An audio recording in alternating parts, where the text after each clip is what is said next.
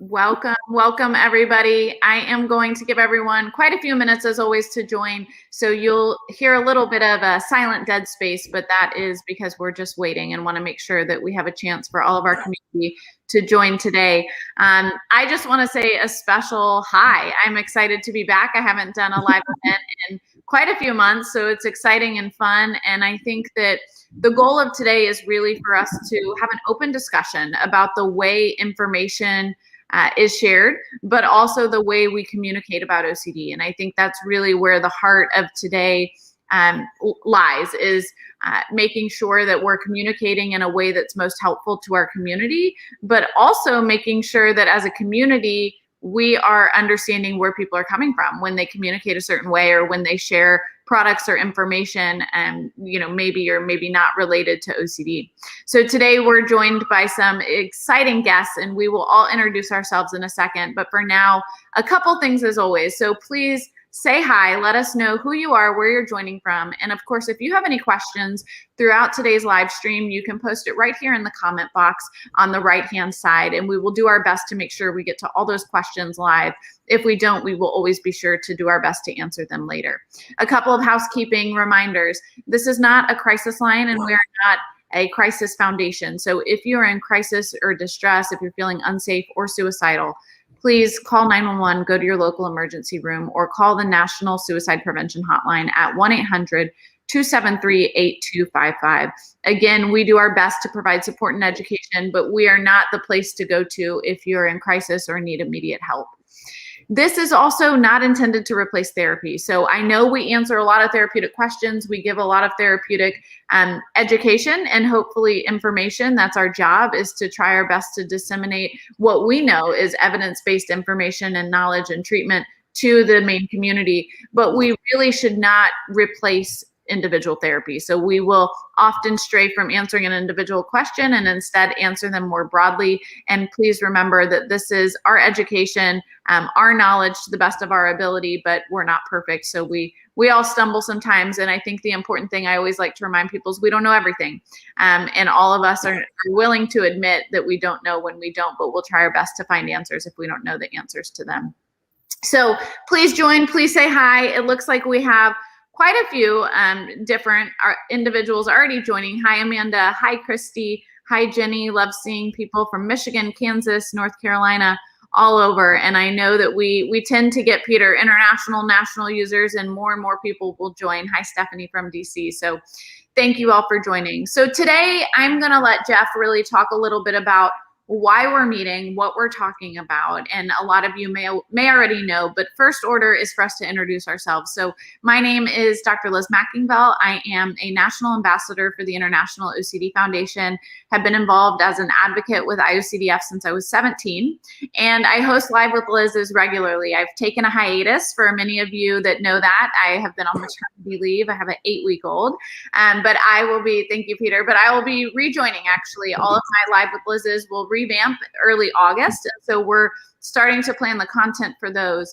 Remember, you can always go to iocdf.org/peace of mind. And that's where you'll find all of our upcoming events, our live webinars, and you can post questions there. Or if there's topics or conversations you want to make sure we're covering, please post them there so that we can make sure we're doing what our audience wants versus what we think may or may not make the most sense. I am a clinician and the director of the McLean OCD Institute here in Houston, Texas. We're a residential support program, and we really offer all levels of care for adolescents to adults. And I myself have lived with OCD since I was 12. So today I'm really going to speak as an advocate, wearing the hat that you all know me most as, and that I wear the most as under IOCDF's realm. So I'm excited to be here. I'm excited to do my best to speak from the community's perspective and as an individual with OCD. Jeff? Hi, I'm Dr. Jeff Szymanski. I trained originally as a clinical psychologist, worked for many years in some outpatient clinics, and then found myself at the OCD Institute back at McLean Hospital. I was the director of psychological services there and left in 2008 to take over the foundation. So now have been there almost 13 years. A conversation that probably the most popular conversation I've had as the executive director is, how is OCD perceived? How is it talked about? It isn't about we need to be accurate in how we're talking about it. We need to be thoughtful in how we're talking about it, because there are implications for talking about it in the wrong way. And the number of people we've heard say, when OCD is misused, as someone who was struggling with it, it actually made me feel worse. It actually made me not want to go and get treatment, right? So there are all these unintended consequences. And, the other conversation that we've been having with people is, how do you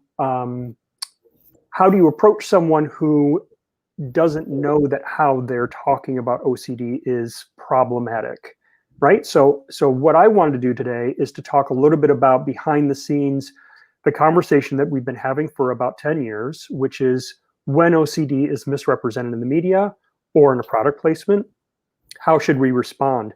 And we just ran into this experience with Peter. And Peter, I'd like you to give a little bit of your background, and then for you and I to kind of tell our stories from behind the scenes. Again, kind of how are we responding? What were we thinking about? What went into decisions that we are making?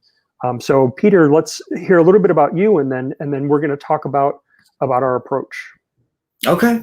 I'm Peter T. Cook. My journey really in all of this began with the trifecta of terrible I had in 2017. I went through a divorce. My brother drowned on vacation, and I was let go from the job I had just moved to Florida for alcoholism. I am a recovered alcoholic. I'm a recovered Oxycontin and suicide survivor. I launched Largest Heart Corporation in 2008 following my brother's passing. I asked the universe what my purpose was, and it was to fund Largest Heart. And Largest Heart is a nonprofit with a mission to spread hope, love, and knowledge. Those are the three pillars. And 6 months into it, having just become an official 501c3, knowing what it takes to build a world-class nonprofit organization takes two things, in my opinion: time and money.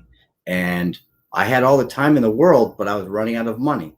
That's when I ended up getting sick on back-to-back flights and invented the travel safety kit, which turned into the Refresh Traveler, which basically is the brand that we'll be talking about in the product, from hand sanitizer, which I spent 9 months developing because I joined IOCDF, and I suffer from OCD. And so for someone who knows, basically I created this product because there was nothing in 2018 for someone like me. There was no pack of wet wipes, hand sanitizer, and face masks that I could grab and go.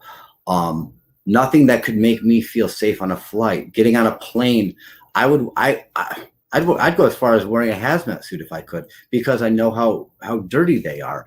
And so this product was created for me to protect me from head to toe when I traveled. And it was God's way, or the universe's way of saying, hey, this is how we're going to fund your nonprofit. That's my mission is to build Largest Heart into the greatest nonprofit the world has ever seen. It's like, if you're going to do something, why be like, hey, I want to be the 144th best nonprofit ever? Go big or go home. And so that was my mission. And it was kind of kismet how my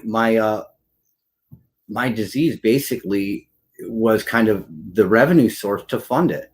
And we've been sending people who've been affected to mental health issues to receive treatment and therapy.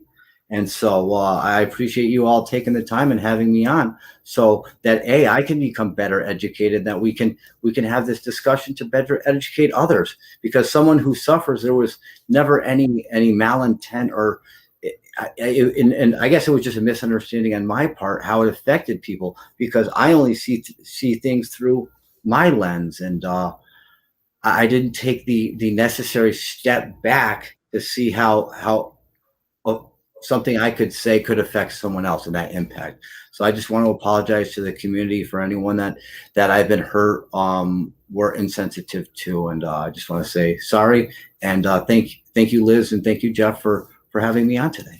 It's really Oh, go ahead, Liz. Sorry. It's really our pleasure, Peter, and I love hearing your perspective, because I think that it's really important for us to understand a couple things. And the first thing I hear is that you're a community member of ours, and that your intention was really good, and that we need to kind of think about how, when that may be the case, we also don't jump to assuming it's the worst intentions. And so I'll kind of start with how this got brought to the OCD community, so that Jeff can then share how IOCDF got looped in. So what happens is, those of us that are advocates really do our best. Those of us that are IOCDF advocates, we there's a ton of advocates in general, and we all do the same thing, right? Try to spread appropriate word and increase education and knowledge of OCD. Those of us that are IOCDF advocates, we meet together as advocates regularly, and we're constantly trying to make sure we're using standard language and standard communication. We're always revamping that. But part of that is, the intent there is that we kind of say, okay, what does the community want? What are we hearing from consumers makes us feel offended, hurts us, makes our blood boil, versus the language we like. And over the years and over the months and days and weeks, it always shifts, right? We've seen this happen with the way we title subtypes and the way we explain certain diagnoses, et cetera. And so what happened with this, Peter, just so you know, is that when Target posted, we saw it online, the way it made the community feel, a lot of community members immediately, was, oh my gosh, now again, OCD is being mocked, OCD is being mimicked. And we now know that wasn't the intention, and that wasn't what happened, what was behind it, but that's how immediately people felt. And so an email chain started among the advocates, in which Jeff was looped in, kind of saying, hey, Target's at it again, because Target unfortunately has done this before. They had a Christmas sweater that said OCD, obsessive Christmas disorder. And that was really when this kind of, like, we started to say, does Target understand OCD? And they're putting bad message out there for what OCD is. And so as the community, our first reaction was, oh man, Target is once again misrepresenting OCD and creating additional stigma for those of us that live with the illness, and minimizing what OCD really is. And so at that point, what we do as advocates is we tend to loop Jeff in and say, okay, how as the foundation should we approach this, and what next steps should we take? Yeah, and so I can pick it up there. And so when advocates approach us, or just people from the community, we in the last 2 years, we built a resource center. So whenever people see OCD being misused, there are a bunch of different ways to respond. And one of the ways that we've decided, if it's a larger corporation, to respond is to write a letter. And so we wrote a letter to the CEO, and it was copied to a bunch of senior leadership at Target. And we were hoping it would get some traction, but we weren't sure. It does look like, Peter, that once we sent that letter out, we sent it out on Monday morning, someone contacted you and you changed the copy, but then the video didn't get changed. So again, from our end, one, it's that sense of, like, again, OCD is being misused yet again and again by a corporation. And one of the things we didn't think about that we're going to have to start thinking about going forward is what is going on with the distributor, right? Because Target can just be like, we can just pitch this item. We have 5 million other things that we can sell, which is not fair to you, right? If you change the copy and you say, if you compulsively wash your hands, this is a product for you, I agree with you, right?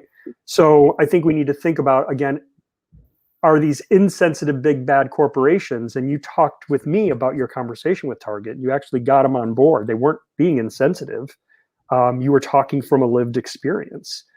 So, and then the other thing I'll just say, as we again have you talk a little bit more, Peter, about kind of your experiences, is I'm always also trying to be strategic in how we're responding, because there is such an anger and a hurt in the community about this issue happening over and over again, that I'm always like, if we just go and word police, if we just go and yell at, if we just go and pile on, is that effective, right? Because we can tell someone they're wrong, but if we then don't want them to repeat it, just saying you're bad, you're wrong, and finger pointing is not terribly effective.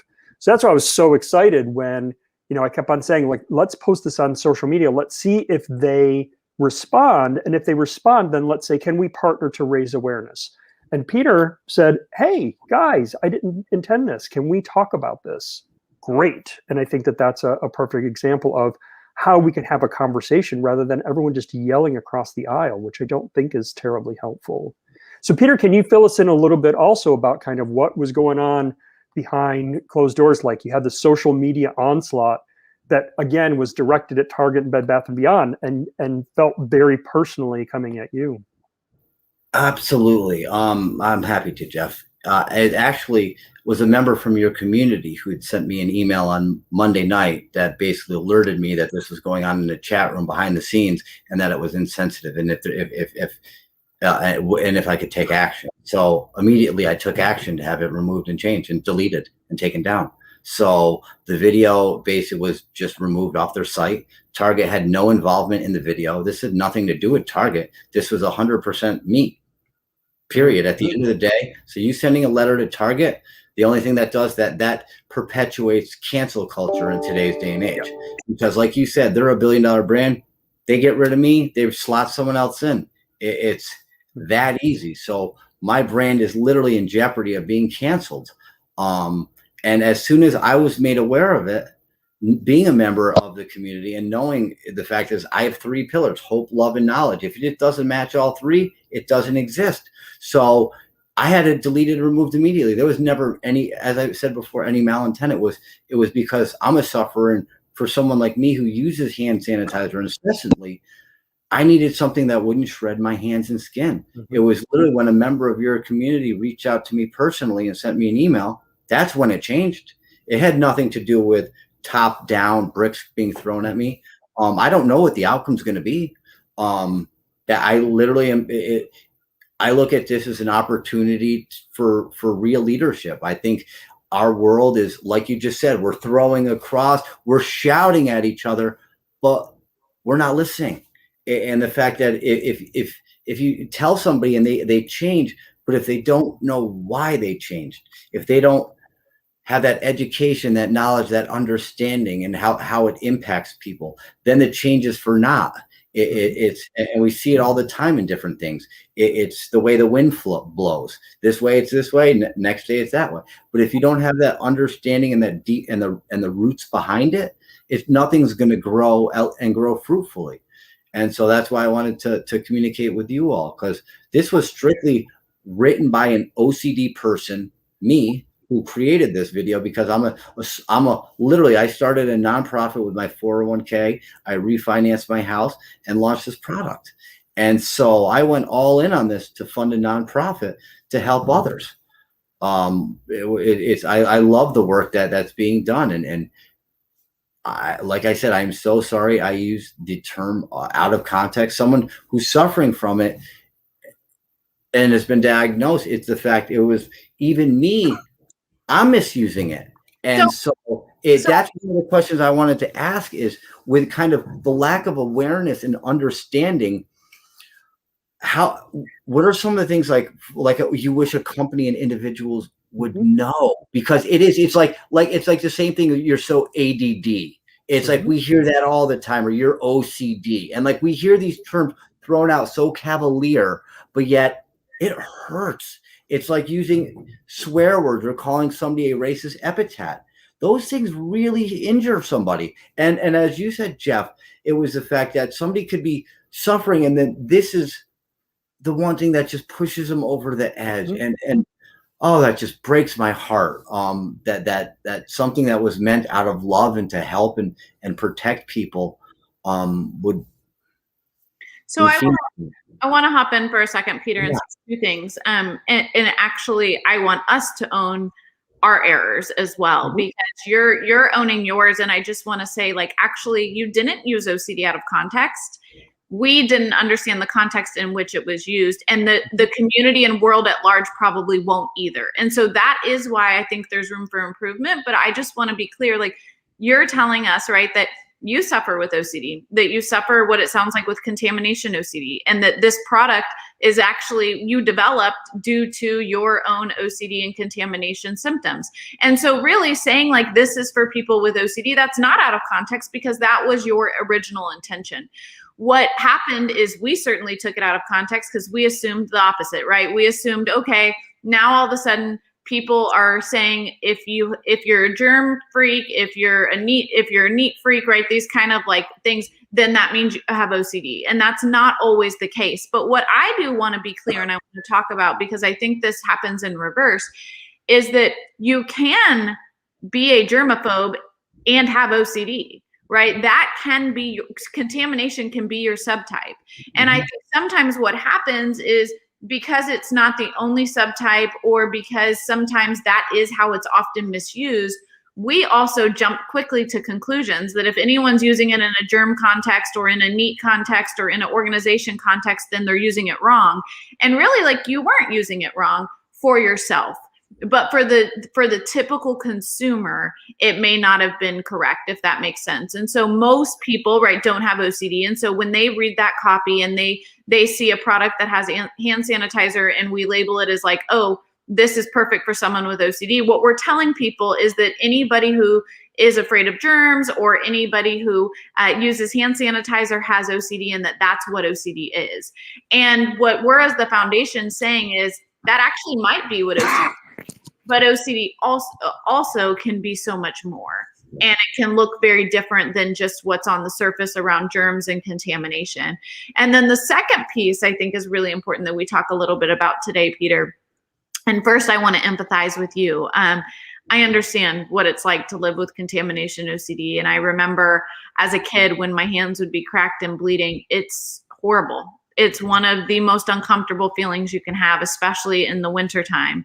And I'll never forget going to a drugstore with my mom when I was young, and my mom showing the pharmacist my hands and saying, like, we need something. Like, I need you to tell us how to help, because her hands, like, she can't function like this, right? I continued to have to wash, and it was stinging and burning. And so we were trying to actually find a product that would help in the meantime, right, until I could reduce my hand washing, be able to allow me to cope. And I think that's your intention, right? Your intention is, hey, how can I alleviate some pain and what can work? And here's a product that made sense for me. And so I think it would be good for you to spend a second explaining what the product is and like where it came from. And then we can talk a little bit about how that could be useful in the meantime, but also how with appropriate treatment, we might want that to shift as well.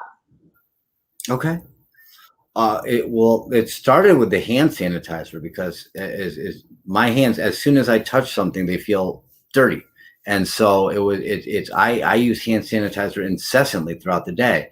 And it's actually, I live down in Florida now. I'm from New York. And I know, Liz, it's those in the winter months, your hands cracking. And the fact is, I couldn't stop putting the hand sanitizer on, knowing that it was going to be incredibly painful, knowing what I was about to do to myself, and I couldn't stop. I spent 9 months formulating a formula with extra aloe and vitamin E so that it would moisturize as well as kill germs. So that way I needed to find something that could end it. That I wouldn't have those chapped hands, those broken hands. Not only living in a warm environment now, which definitely helps out in the winter months, but it was creating a product that I could use all the time like I do, but it wouldn't affect me physically.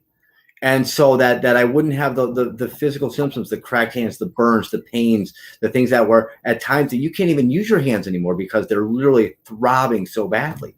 And so it took 9 months to invent this. And the reason the whole product came out was because in 2018, there was no kit. There was no safety kit that had hand sanitizer, wet wipes, tissues, and a face mask. Nothing that I could feel like I was protecting myself from head to toe. The first rendition even had booties, because and it was specifically for air travel, because when I'd walk through TSA security, taking my shoes off and walking barefoot, oh, that's a whole separate. I had to have something that because I had to throw my socks away, because if I was going there, I've had to wash my feet in an airport bathroom because I didn't have socks and booties to walk through. So the first kit actually had booties to literally put on your feet, so you didn't have to walk barefoot across the TSA airport floor. And so it was literally a niched product before COVID-19 happened. The fact my company was on the verge of bankruptcy. I remember my dad saying Peter, you should really look at getting a bankruptcy attorney last January. And I told him, Dad, you just need to have a little bit more faith. And a month later,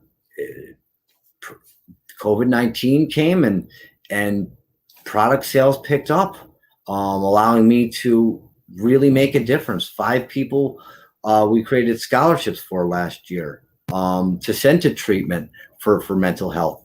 And it was just something that it was created specifically for me, so that I know I could travel with peace of mind, that I didn't have to freak out and go have, because I also suffer from depression and anxiety. So going before a flight, it was.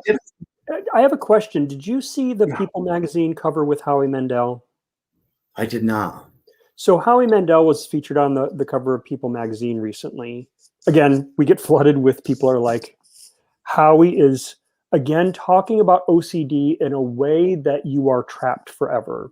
And so when I have my therapist hat on, and so what is hard for me to hear, Peter, is that you think that you need to still do all these things to protect yourself in order to continue to function in the world, when there's actually treatments that would make that level of sanitizer use not relevant for you. In the way that Liz's contamination OCD didn't just go away, and it didn't go away because she found good aloe. It went away because she got treatment for it and her symptoms went down, so that she doesn't have to do that.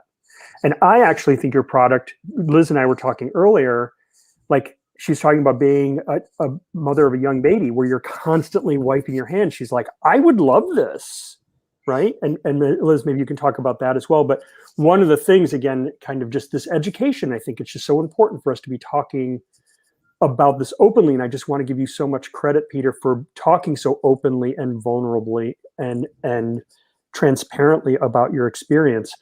And it makes me even more want to make sure that we have an online OCD conference that's going to be in October. I'm going to send you a free registration. I want you to come. I want you to get educated. I don't want you to feel like you have to have a hazmat suit in order to get on a plane, in order to function in the world. That should not be the bottom line story for OCD. And again, it's like Howie's great. But Howie's story hasn't changed for 20 years, and he is in the media perpetuating the belief that if you have OCD, you have to live with it in that level of pain the rest of your life, and you don't. And I actually want to own the fact that, like, I've been a part of that messaging for a long time. So when I first started advocacy, Peter, when I was 17, I was in the throes of my illness. And Jeff and I have talked about this candidly. I really shouldn't have been doing advocacy work because I hadn't managed my symptoms yet. And I was spreading, unintentionally, I was spreading a message that OCD is a struggle forever. And what I know now is that that's not the message, right? The message is that, yes, I'll have OCD forever. And yes, I truly do still believe that I'm always one trigger away from a major struggle, right? I could be really struggling tomorrow and need to up my treatment but also I can manage my illness. And I know that even if I'm thrown with difficult triggers, even if I struggle, say with postpartum or whatever happens, I know that there's tools I can lean on, there's support I can get that's appropriate that can allow me to manage my illness. And so what I hear is that this product was really developed for you, or you developed this product really for some of your symptoms. And it makes sense. It makes perfect sense for those of us, like I said earlier, that have been in the throes of it, like in that moment. It's like, man, I would have loved a product that helped, allow me to not have this secondary causes of OCD rituals. The part that a lot of us that now manage our OCD struggle with around it is that we want to make sure, and I think you do too, that the messaging isn't that, oh, here's more products so that you can ritualize more, right? So what really happens is that when we're in treatment, the goal is that we ritualize less, and so that we can no longer have OCD managing our life. And so if we are putting things in that kind of actually enable us to be able to keep ritualizing, it could make OCD worse. The flip side is that I don't actually think this product is probably intended mainly for people with OCD. I think it's intended for a lot of individuals who would need it, right? That's what Jeff and I were saying. Like, I now don't have contamination OCD the way I used to. Have I had some triggers with a newborn? Of course. Right? The reality is that for me, I do have to sanitize. Everybody has to sanitize more than normal if they're around me or my newborn baby who is under 8 weeks, right? Hasn't had their vaccines. There are doctors and people who do have to sanitize more than others that deal with this all the time, and they would love a product that doesn't chap their hands. There's individuals, like I have many people in my life who are immunosuppressed who do have to take extra precautions when they're on airplanes, when they are in large crowds of people, that this product makes total sense for. What we want to make sure is that it may make sense if someone's in the throes of their OCD while they're seeking treatment, but we wouldn't want it to send the message that, oh, use this instead of treatment. Right. 100%, 1000%. Absolutely. Oh, yeah. There's no replacement for treatment. The period, if you guys are out there listening, find an amazing therapist because they will change your life. Well,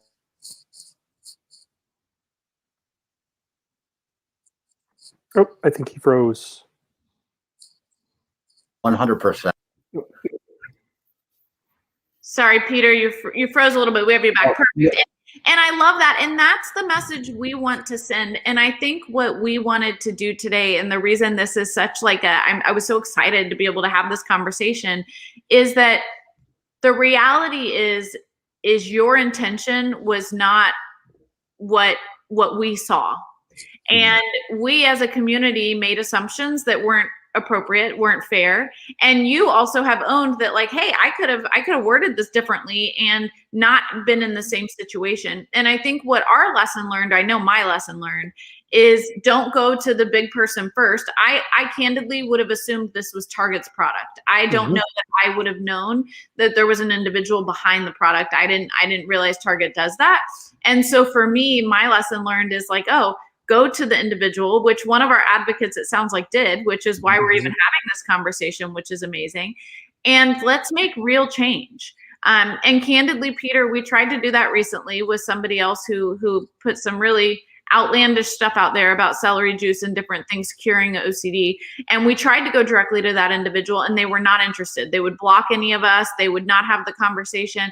And so it's so awesome to be sitting here having a conversation with you where you're not just saying like, hey, that wasn't my intention. You've also gone and corrected it to make sure that you're sending the right message and communicating appropriately. And so I just wanted to say thank you, because I know that it probably was an uncomfortable conversation for you to even think about like hosting us and talking to us, because it's like, wait, you guys tried to kind of like cancel my product when that wasn't my intent.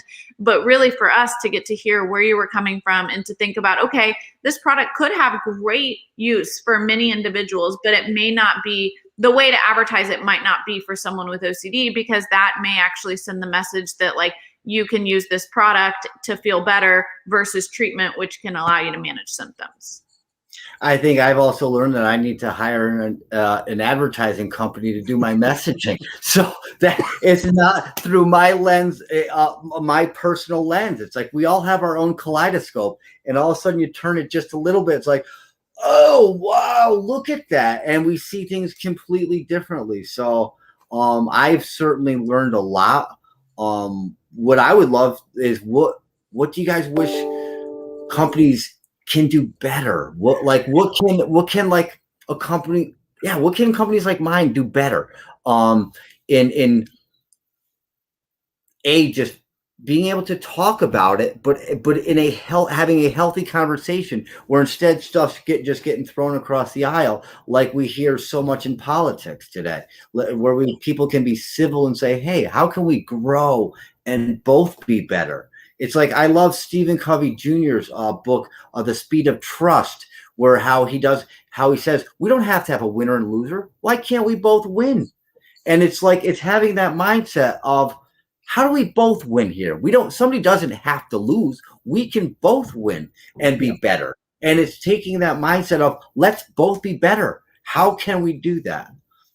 Yeah, no, I totally agree. And I have the same philosophy about that. And part of the social media campaign was getting people's attention, not just to say, oh, you're bad and you did something wrong, but to say, you seem to be misinformed, and so let's have a conversation. So my goal with companies is to, whenever this happens, or not wait for this to happen, but to really educate people about what mental illness is. There's so many misperceptions about what mental illness is, in the way that you're saying. It's like, I know someone with attention deficit disorder and I have attention problems. And so like, it's almost an attempt to empathize with the person, where you're like, yeah, I'm a little ADD too, or I'm a little OCD too. And they don't know that disorder means something. It actually, again, what I say to people all the time, you can use the word obsessive. You can say this is for compulsive hand washers out there. I would have no issue with that. But when you put the D on, the D means something. It means it's severe, it's frequent, it's intense, it's getting in the way of your life. It's causing you lots of distress. It's creating other problems in your world. So it isn't helpful for you to empathize with me or try and join with me and say, I'm a little OCD too, because you have no idea how hard it is to have OCD, right? And so I think, just broadly in this culture, in this country, but definitely with corporations and with media, people that are talking about mental illness in this uninformed way, we're always looking for opportunities to partner and say, and so can we use this as an opportunity to talk with Bed Bath & Beyond, to talk with Target and say, can we get in there and do some education with you guys about what mental health really is, and where you might be underinformed or misinformed. Oh, Liz, you're on mute. Sorry. I think the real piece here, Peter, for you, for companies, for others, is exactly what you're doing. Like when you say, what can I do? It's this. It's having conversations, it's listening, and then reworking the way we promote, the way we talk about OCD, so that people can better understand what it really is. I just moved into a new house and I hired professional organizers. I love stuff organized. It's just something I really enjoy. That is not my OCD. And I'm always having to educate even my closest family and friends on that, of like, oh, make sure you put the drink back in the right place. We don't want to trigger Liz's OCD. And that's not my OCD, right? Because it brings me joy and pleasure. I enjoy it. It's a part of, like, I like things having a place and being organized. But again, not my OCD. But guess what? I'm educating people on that all day long. Even the organizers. The organizers will always be like, oh yeah, I saw that you do OCD work. So great you having us here. And it's like, wait, what? Like that, like, let me help you understand. Like, and so it's really about just always being willing to have open conversations, have dialogues, and being willing to correct people, because lots of people misuse OCD all the time. I've probably misused it in my life many times, but the more I've become educated, the more I can use it appropriately. And so I think it's having conversations, it's getting appropriate education, and it's really thinking about what does the community at large want to hear, and how do we best identify, right? What we know, I can kind of sum it up into 3 words. And I developed this, or thought of, my sister actually coined this slogan a long time ago, and we've used it broadly, is OCD is not an adjective. And the reason we really want to say like OCD not an adjective, and why it's not, is that it isn't, right? So we want to educate people to be careful not to say, oh, my coworker's desk is so organized, she's so OCD, or I'm so OCD, right? It's not something that we are and enjoy, right? Those sort of things, if it brings us pleasure, it's not a disorder, as Jeff mentioned, Correct. compared to it being a disorder. And for you, what I think you're telling us is, like, it sounds like it's been a very difficult, disabling part of your life, and that you actually developed this to help alleviate some of the symptoms that your OCD have caused. And I think there's a place for this product that makes perfect sense. And one of the things somebody said, and I love, as Stephanie said at 1219, I think it's our responsibility when a person or company corrects their unintentional error, that we as a community support and applaud them as loudly as we aired our grievances. And I just want to, like, that's kind of what I want to end with today, because I love that. Like, I love the way you said that, Stephanie. And I think it's so, so true, is that, like, Peter, you're coming to us saying, okay, I made an honest mistake. Here was my intention. It's our job as a community to understand that, and to take this as an opportunity for us to all grow, because this is how education happens, conversations just like this. So I just want to say thank you. what you're doing. And, my word for other companies is do just this, right? Listen, hear what the community has to say, and think about ways we can better improve our communication. Thank you, Liz. Thank you, Stephanie. So Jeff, any thoughts as we kind of wrap up? And I would love, Jeff, if you don't mind spending a second. I do think one of the things I always like to do, Peter, on any live events is make sure that any new audience members do hear from us about what treatment for OCD is and what treatment looks like in a nutshell. And so maybe, Jeff, if you want to just explain a little bit of that, and then where they can get more connected to be able to gain even more resources. Yeah, so there's two primary first-line treatments for OCD. One is medication, and they're called SSRIs. SSRI means selective serotonin reuptake inhibitor. What does all that mean? It means there's something going on in the chemicals in your brain that is contributing to your OCD symptoms. They're also called antidepressants. Again, there's information that's already been tagged in here that you can go read more about medication. Medication's somewhat effective, right? You have to continue to take it. For a lot of people, if they go off it, they will have a relapse of symptoms. Pros and cons of that, always, again, talk with physicians, psychiatrists about pros and cons of different treatment options. So that's one treatment option. The other one that we typically talk more about, promote more, in part because it's something that once you learn, then you can use on your own, and you don't need to continue to take a pill or go get a prescription, and it empowers you. And it's also good, basically a good life learned skill, which is if you are afraid of something, if you continue to respond to that fear with protecting yourself or avoidance, you reinforce that part of your brain that is like, you're in danger, right? For a minute, think about what anxiety is. Anxiety is information from your brain that you might be in danger. But if it comes intensely, as an intense message, it gets misinterpreted as I am in danger. Not I might be, but I am in danger.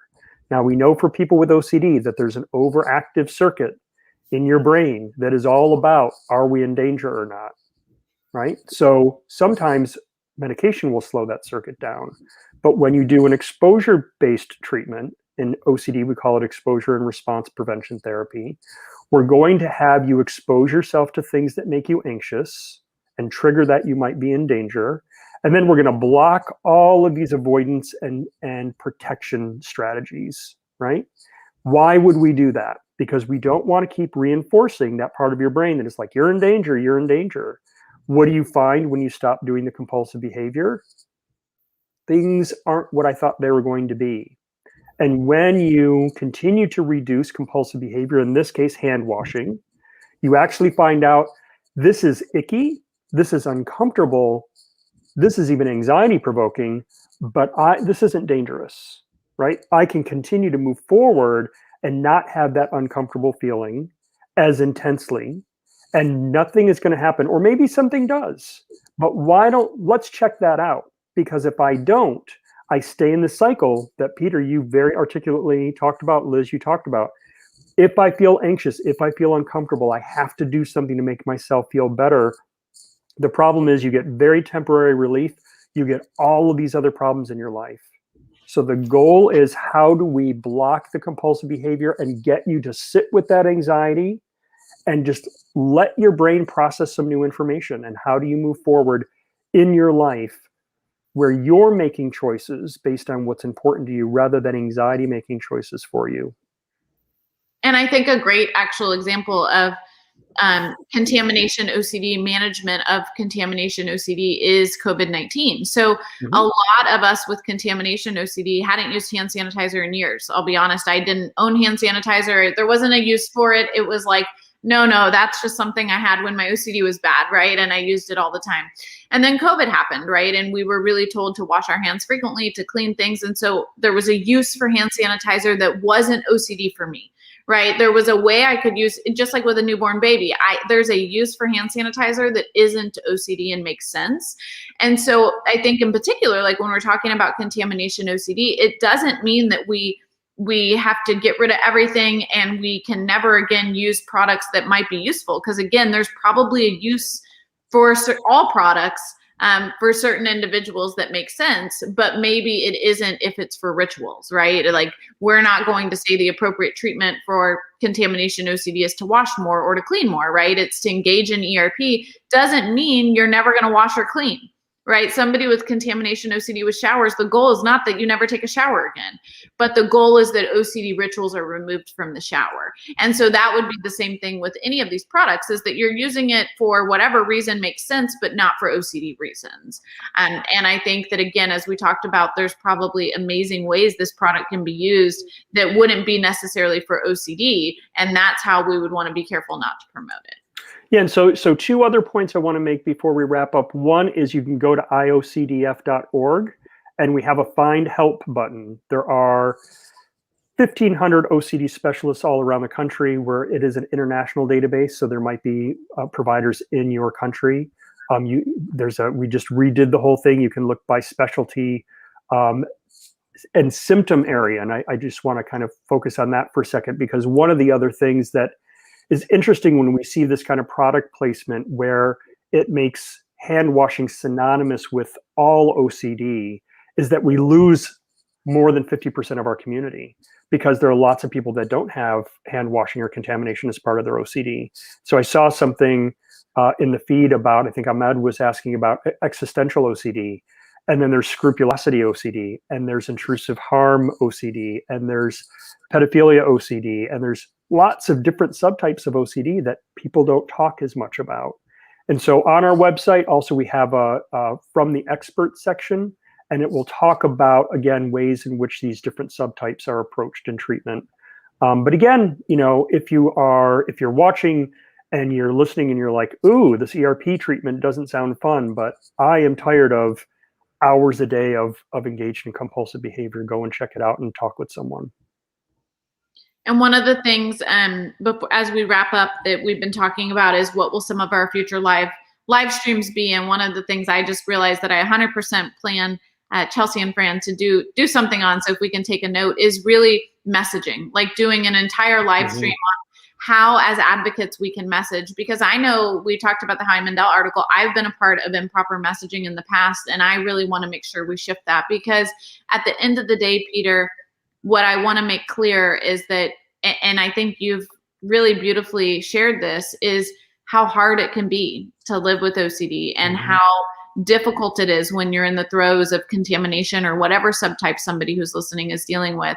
And the message IOCDF and myself want to make sure we share is that despite how hard it is, there is help available, and that you can learn to manage your symptoms and live an amazing life despite your diagnosis, versus accepting that we always have to struggle. And I think that's the message we all want to make sure our listeners hear, and that is really the core behind any piece of communication. When people say, how can we improve? Make sure we're sending the right message at the end of the day, and that people understand help and hope do always exist. So Peter, thank you so much for your time, for sharing your message. And we'll wrap up by letting you say any final words that you have, but it's been extremely educational. And I'm just so happy that you were able to come on and share where you were coming from, for us to think through who this product would certainly be, useful for, and also to hear you own that, like, okay, I made an error in communication, but that doesn't mean it should impact my business. Yeah, thank you both. Just to close, I'd just say I love your support. I love the community support. Please get a Refresh Traveler kit. Target and Bed Bath had nothing to do with this. This is strictly on my shoulders. It was copy that I wrote, so I take full responsibility for offending anyone. I'm very sorry. I appreciate you guys educating, the education and the additional materials you all have shared. And this moment to have me on. The whole reason the company exists is to fund Largest Heart, where 10%, at least 10%, goes towards Largest Heart, where we sent 5 people to 100% paid therapy last year for different things. You can learn more about it at largestheart.org and go to our Facebook page and see the folks that we've impacted, from a 5-year-old on up. So from kids to teens to young adults to parents. And I want to do more good work this year. I would love to double that to 10 scholarships. So I need your all support to get there. So we're all in this world together. Mm-hmm. It's not a competition. The only person I compete with is me from yesterday. And so often when I finally learned that in life, that I'm not comparing, because often we compare ourselves to other people, or it's like this part of me, like as you said, Jeff, it was like somebody saying like, well, I have a little OCD and trying to compare it with someone else's. The only person we compare to is ourselves from yesterday. So if I can be a better person today than I was yesterday, then I've done a good job. So you guys allowing me this opportunity to connect and to communicate and to share hope, love, and knowledge with the community. So I thank you guys so much, and I appreciate this opportunity. And let's all stay in touch. Let's keep partnering, Peter. I agree. Let's kick this up a notch and do this again. Let's continue this dialogue and see if we can raise more awareness and impact more people in a really positive and fruitful way. 100%. That is certainly all of our goals. So thank you, everybody. Thank you for joining. Please remember, visit www.iocdf.org for continued support and resources. And of course, you can visit iocdf.org/peace of mind to learn more about any of our upcoming live streams and events. The point of all of it is for us to continue to educate and to bring on speakers for relevant information. And we certainly did that today. Thank you, Peter. Thank you, Dr. Szymanski. And we will see everyone soon. Thank you, Liz. Thank you, Jeff.